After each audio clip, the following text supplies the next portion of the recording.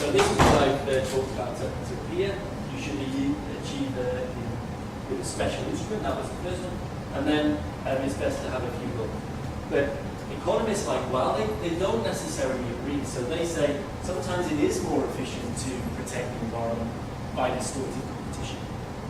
They talk about things like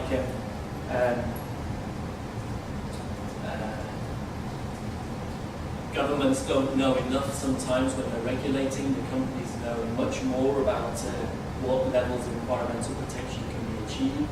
So if they could be encouraged to protect the environment, then they can achieve more efficiently a more optimal level than the government could do. The technical arguments don't really matter. I mean, what just matters more is the headline that we don't actually know whether, we know that it's not always more efficient just to have these separate rules for separate goals.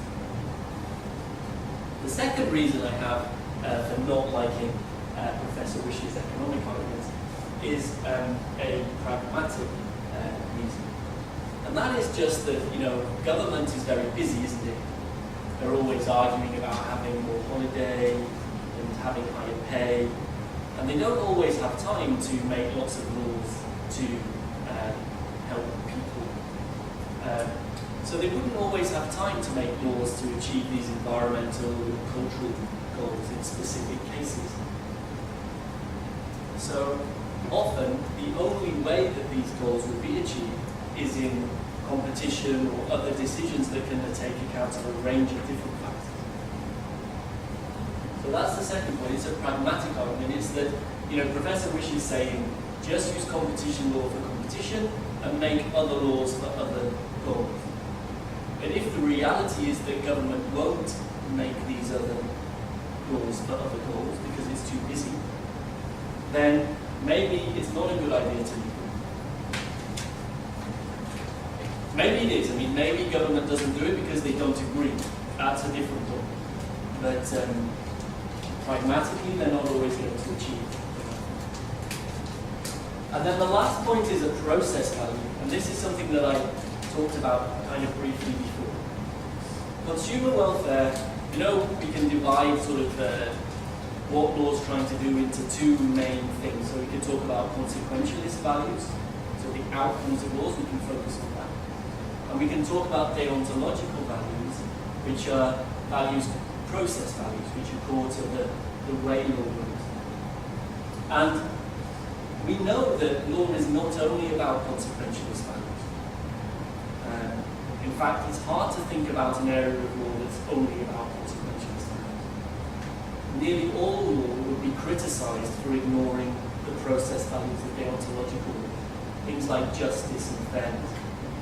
And so, if you say ignore justice and fairness and just have a rule that focuses on consumer welfare, then that just doesn't seem right to me.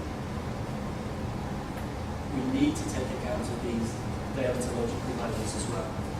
So I don't agree that it's acceptable to interpret laws solely in terms of the consequentialist value.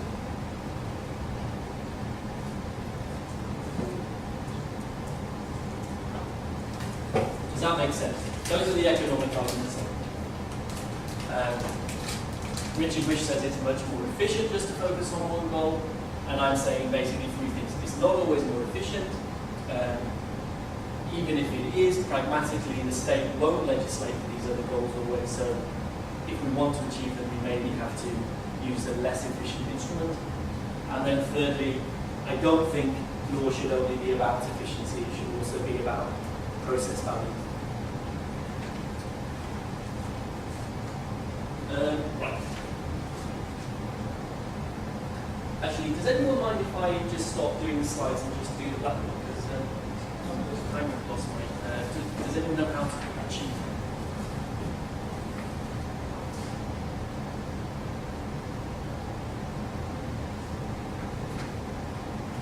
Thank you very much.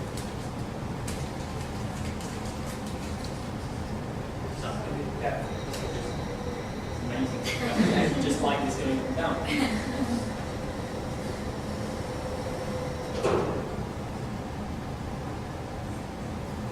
So, it's quite exciting. We've done 2/3 now of the talk. We've talked about why goals are important. We've talked about why Professor Wish and nearly everybody else thinks that only consumer welfare should be the goal of competition law in the EU. And now, and then I made some arguments against him, economic arguments against him, if you like. And now I want to use some legal arguments against him. Okay? And in order to do that, I have to explain to you how EU law works, okay? How we decide cases.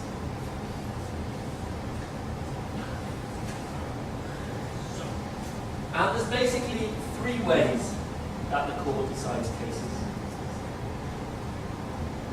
The first way is the textual approach. And the textual approach is what we do nearly all the time in the UK with our laws. And that basically means, you'll be surprised to learn, you go and read the law and see what the words say. And, you know, literally it's true that in the court, the judges get out their dictionaries if they're unsure about what a word means, and they read the dictionary to try to understand what the best way of understanding the law is. And this textual or literal approach to interpretation of statute is the most common and most important in the UK. But this is not very important in the EU. And it's not very important for a really good reason. And that is that in the EU we've got, I keep forgetting the number, 23, I'm going to say, I'm not sure if that's true, 23 different languages. So the treaty is written in French and English and German and Croatian, Hungarian, okay? All these different languages. And all of the versions are original versions, and all of them have the same authority. So this is a big problem, of course, because you can't translate perfectly, can you? You can't translate perfectly into all these different languages and have no differences. So what you find when you compare the texts is that there are differences in the legal provisions. And as you know with your international law, the Vienna Convention doesn't put a lot of weight on textual approach to international treaties. And in large part it's because of this, it's because of the different languages that are relevant. So, in Europe we use two other methods. You know, we do use the textual approach a bit, but it's not the main. Then we have the systemic approach. And the systemic approach means, you know, our competition rules are in the EU treaty. They're part of this system. And there's lots of other things in the EU treaty. There's environmental rules, there's cultural rules. And when the Court of Justice interprets the treaty, it tries to see it as one big web of interlinked ideas. It tries to make them all fit together in a coherent order, system. So it doesn't look at just the competition provisions by themselves, it looks at everything together and tries to see how best to make the treaty fit together.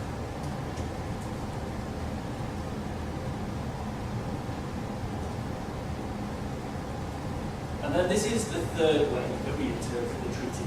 It's called the teleological. That's Greek. So I'm quite excited because it means now I've basically spoken 3 languages already today in the presentation. Latin, English, and Cypriot.